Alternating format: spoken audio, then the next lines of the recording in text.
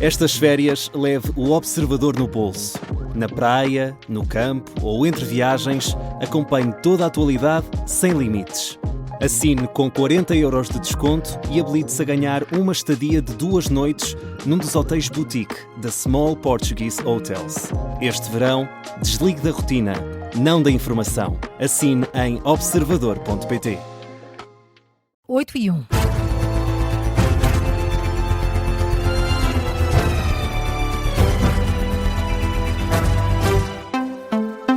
As notícias com Carla Jorge de Carvalho. O Primeiro-Ministro diz que há professores que oferecem resistência ao processo de digitalização dos exames nacionais. Luís Montenegro entende que também isso está a prejudicar o processo de correção das provas. Declarações do chefe do Governo ontem à noite em Palmela. O Primeiro-Ministro diz acreditar que a maioria dos docentes está a favor da reforma que o Ministério da Educação está a fazer a propósito dos exames nacionais, mas acusa outros professores de resistência à mudança. Acreditem que eu vou dizer isto não é para sacudir responsabilidades, nem é para estar a acusar ninguém. É porque é assim mesmo. E aqui e ali também com algumas resistências. Basta ver que os professores não têm todos a mesma opinião sobre, nomeadamente, este processo. A grande maioria, eu não tenho dúvida, está com o passo que nós estamos a dar. Mas há alguns que não estão. E nós temos de compreender que isso perturba o processo em si. Luís Montenegro admite também que nem tudo correu bem no trabalho do Governo. O Primeiro-Ministro admite falhas políticas. E eventualmente até com alguma falha que possa ter sido cometida pelos responsáveis políticos, pelos responsáveis dos serviços. Tudo isto causa alguma inquietação nos alunos, nas famílias, em todos nós. Ainda assim, o Primeiro-Ministro diz que as falhas que estão a acontecer relacionadas com os exames nacionais não demovem o Governo de continuar o processo de desburocratização de vários setores da administração pública. Eu coloco a minha cabeça no cepo. Eu digo aos meus colegas no Governo que não tenham receio de modernizar os serviços que tutelam, que não tenham receio de enfrentar as resistências que há dentro dos seus serviços.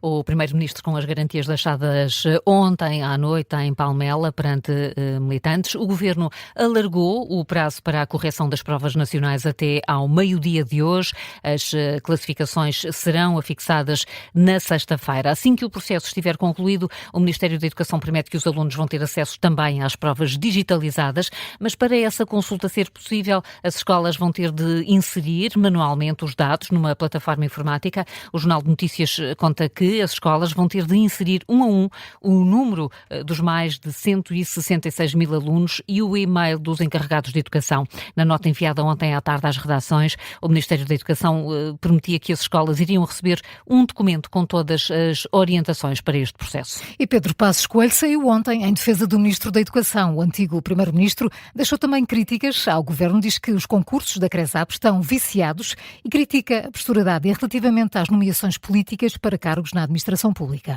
São os destaques da intervenção de ontem de Passos Coelho, que esteve na apresentação de um livro na Escola Alemã, em Lisboa. E começamos, Carlos Pedro, com as declarações sobre a polémica dos exames nacionais. Sim, em plena crise dos exames nacionais e no mesmo dia em que o Governo alarga o prazo para a correção das avaliações, Pedro Passos Coelho vai contra a onda de críticas ao Ministro. No final do evento, o antigo Primeiro-Ministro parou para responder às perguntas do Observador e sobre o Ministro da Educação, Passos Coelho só tem elogios a fazer. Não quero intervir nesse plano. Mas isso é um dos exemplos, por exemplo, tecnocratas na educação. Tenho muita estima pelo professor Fernando Alexandre, que acho que ele é uma pessoa muito competente. O ministro Fernando Alexandre tem sido muito criticado com vários pedidos de admissão feitos tanto por partidos como por professores.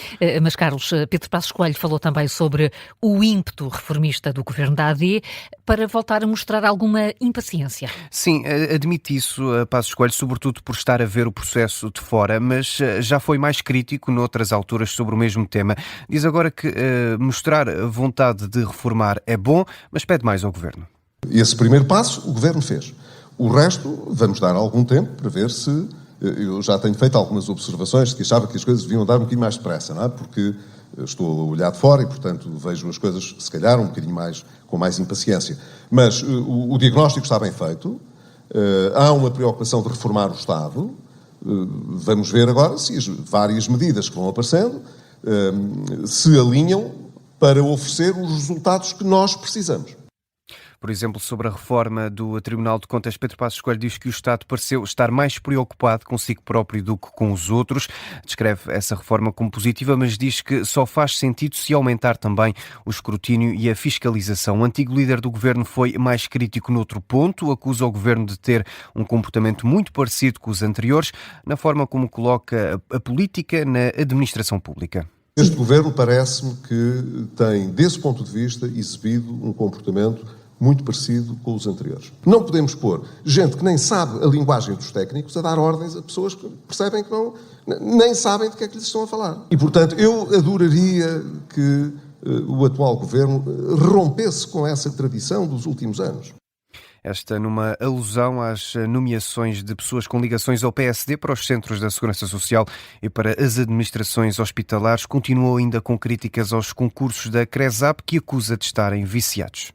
Carlos Pedro, com as declarações de ontem de Pedro Passos Coelho na apresentação de um livro em Lisboa, com críticas às nomeações políticas do governo, mas a sair em defesa do Ministro da Educação. Os Estados Unidos retomaram o bloqueio naval no Estreito de Hormuz, isto por causa dos ataques do Irão esta madrugada contra navios que tentaram atravessar o canal marítimo. Teherão atacou embarcações, voltou também a atacar bases militares norte-americanas nos países do Golfo. Os Estados Unidos bombardearam também vários pontos do Irão esta madrugada, com Donald Trump a admitir continuar esta ação militar nos próximos dias.